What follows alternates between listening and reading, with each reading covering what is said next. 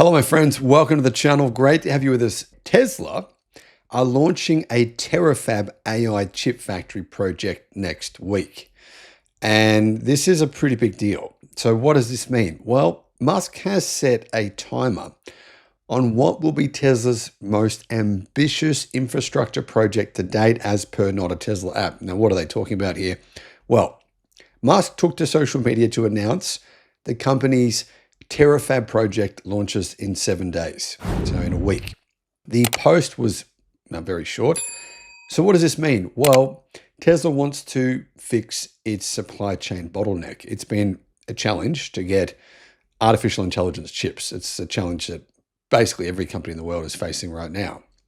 For years, Tesla's strategy has been to build the machine that builds the machine. Vertical integration as well, obviously, is a big part of that.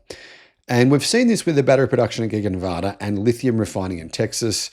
So, Tesla is, not making many of their own batteries, but they are doing lithium refining. They do, manufacture a lot of what goes into their cars, a lot more than what other brands do anyway. So Tesla's pivoting from being a car maker into an AI and robotics company, and this is all part of that strategy.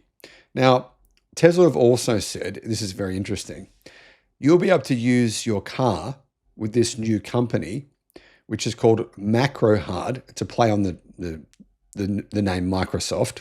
So this new company that Tesla are going to launch, called Macrohard, will enable you to use your car. When you're not using it, you can enable Tesla to use it as essentially like part of an AI data center. It's a bit more complicated than that, but that's essentially what they're saying. And if you sign up to this system, you might be at a couple of $100s a month. So Tesla is trying to move away from simply just being another car manufacturer.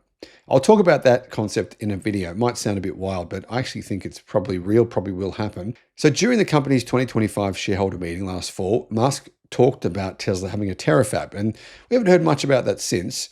So it's sort of like a massive factory to build AI chips. And obviously there's been some holdups with Samsung and their ability to actually build Tesla's new AI5 chip. So now the goal is total vertical integration. Musk previously explained that even when we extrapolate the best case scenario for chip production from our suppliers, it's still not enough. So Tesla's saying, this is an issue. How do we solve it? By building its own fabrication, Tesla can stop being limited by its suppliers, by Samsung, by NVIDIA, etc., etc.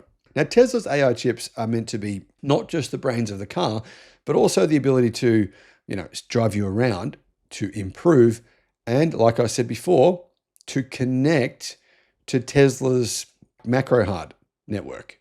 And the truth is, this Macrohard idea, it could potentially make Tesla more money than any other part of its business, even more than its robotics section. I know that sounds crazy, but that's what Tesla think. And if you actually do the numbers on it, it makes sense. So Tesla being able to make its own AI chips actually really plays into this scenario. YouTube's new algorithm means that you're often not getting all of our videos in your feed. There's 7,500. I'm pretty sure you're probably not seeing a lot of them.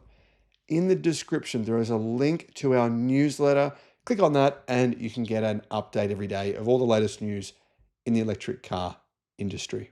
So currently the AI5 chip powers the company's mainstream vehicles and full self-driving system, but it's a little bit, to be honest, a little bit underwhelming in terms of its actual computing speed, processing power in comparison to some of the newer chips, particularly like, for example, XPeng's Turing chip, which has 700 TOPS of computing power, and XPeng in some cars will use 3 of those.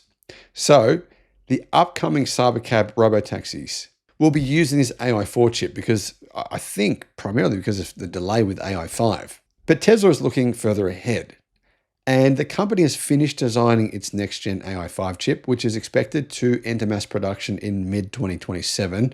This chip is a generational leap, boasting 10 times more raw compute and 9 times more memory capacity than AI4. If you think this doesn't make a big difference, you should drive an XPeng car with their previous generation chips and then drive one with the 3 Turing chips. The difference with their self-driving, it's like comparing a toddler to a race car driver in terms of ability of the cars. The difference is staggering.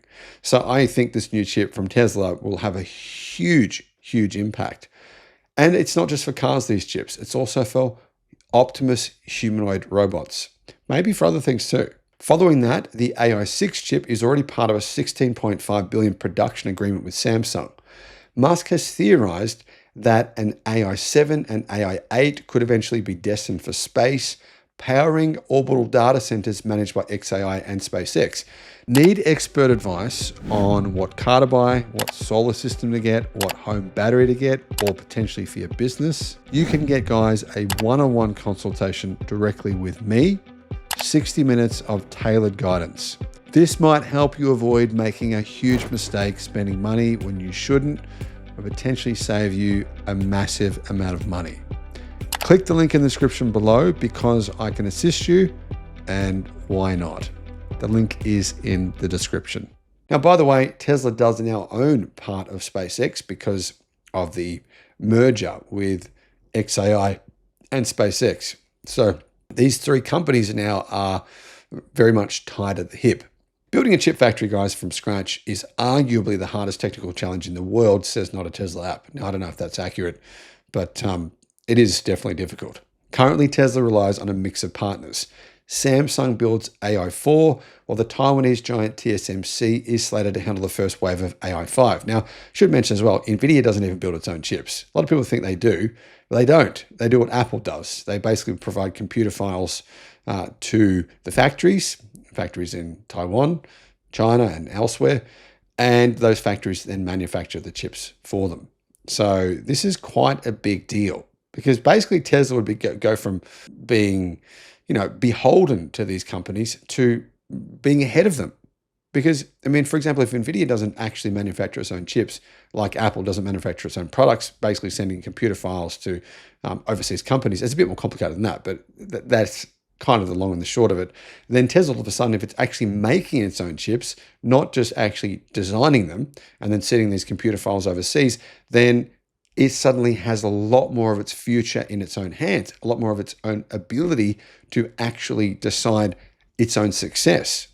So when will the facility be ready? Well, Musk has been mentioned that they're working with Intel to bridge the gap until Tesla's own facility is ready right now. The vision for the Terafab is pretty crazy. It will include 10 separate modules, each capable of producing 100,000 chips per month. Not a Tesla app says this. If successful, this would be the most advanced AI chip factory on Earth. It would allow Tesla to treat its entire fleet of parked cars as a decentralized computer, with every vehicle running the same high-end hardware. And that's what I mentioned before. That's the macro hard concept idea. If it works, even we're talking, conservatively, Tesla would be making trillions of dollars a year, as in several trillion, conservatively, if it works. The compute power is staggering. And remember, the biggest problem with compute is getting the power to run these computers. That's the biggest bottleneck.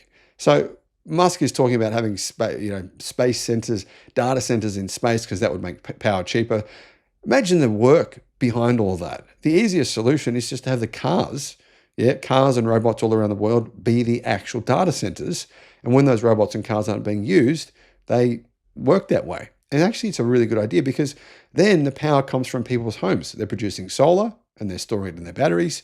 And that means that power isn't wasted. Now, millions of people currently are wasting power because we have tens of millions of people around the world with solar and they don't use it all.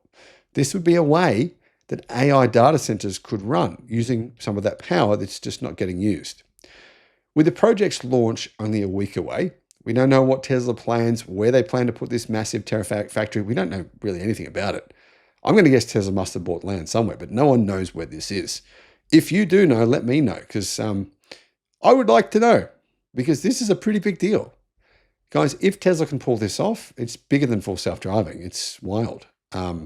You've got to say, I don't know if Tesla can pull off all the stuff they want to do, but if they even pull off half of it, then holy moly. If they pull off all, 80% of it, I would be surprised, but Tesla stockholders are going to be very, very rich. I'm not one of them right now. So I'm not spruiking Tesla to try and make money. I don't own a Tesla. I don't own any Tesla stock right now. Maybe I should. I don't know. What do you guys think? Let me know in the comments. Thanks for watching. Bye-bye. Thinking about getting solar, a home battery, or an EV charger? Check out Australia's best free comparison tool, because it could save you a lot of money. Guys, click on the link below in the description and you can see how much you can save. Alternatively, give Resync a call. They are the guys who installed my battery and my home solar. I'll put a link to them as well in the description.